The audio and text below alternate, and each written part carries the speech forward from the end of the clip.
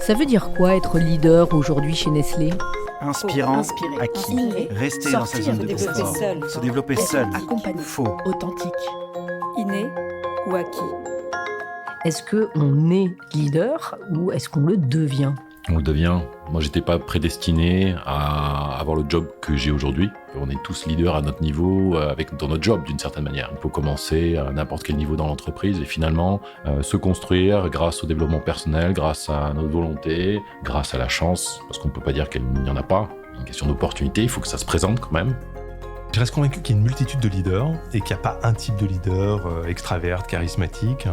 Il y a aussi des introvertes très inspirants. J'ai surtout toujours été animé par cette volonté de fédérer, de trouver un intérêt commun et quelque part un projet collectif.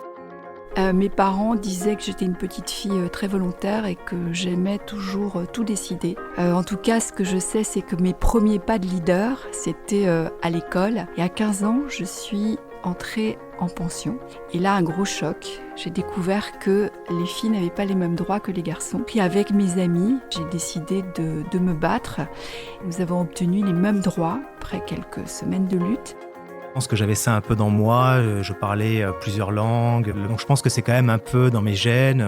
Il faut avoir des qualités qui est là, cette qualité de curiosité, cette qualité de sortir de sa zone de confort, pas besoin d'avoir cette expérience internationale. On est tous avec un potentiel, des qualités, etc. Et puis évidemment, il y a bien sûr des prédispositions, des qualités personnelles qui font que certaines ou certains sont plus facilement des bons managers, mais il y a aussi beaucoup le travail.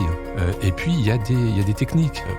C'est un peu le principe d'une maison. Donc les fondations, c'est notre expérience personnelle, c'est notre parcours, c'est aussi nos études qui déjà nous construisent, et ça, c'est les fondations. Mais après, en fait, chaque expérience, chaque rencontre, chaque projet, chaque succès, chaque défaite sont une petite brique qui construisent en fait l'édifice du leadership. Nestlé, place à l'action.